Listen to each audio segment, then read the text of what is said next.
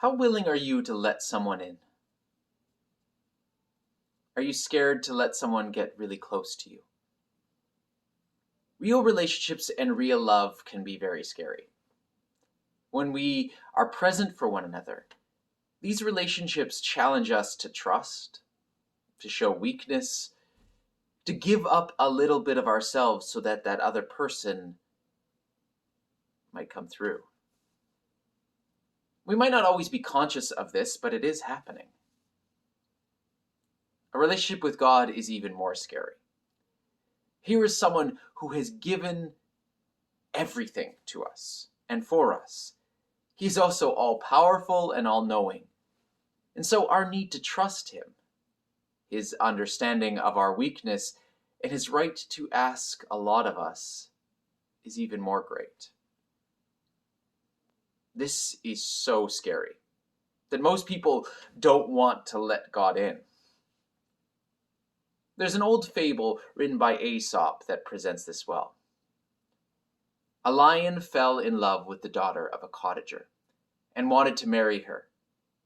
But her father was unwilling to give her to so fearsome a husband. And yet, didn't want to offend the lion. So he hit upon the following expedition. He went to the lion and said, "I think you will make a very good husband for my daughter, but I cannot consent to your union unless you let me draw your teeth and pare your nails. For my daughter is terribly afraid of them." The lion was so much in love that he readily agreed that this should be done. When once, however, he was thus disarmed, the cottager was afraid of him no longer, but drove him away with a club.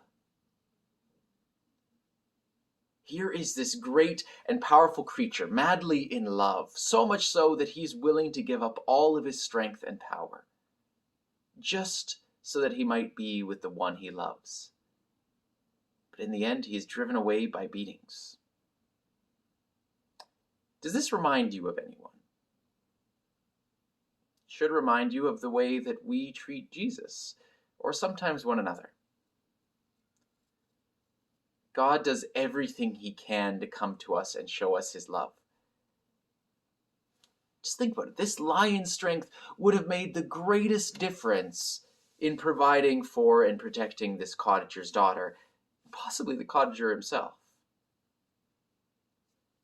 If we really trust God enough to let him come to us in all of his power and glory, what kind of a difference could that make in your life?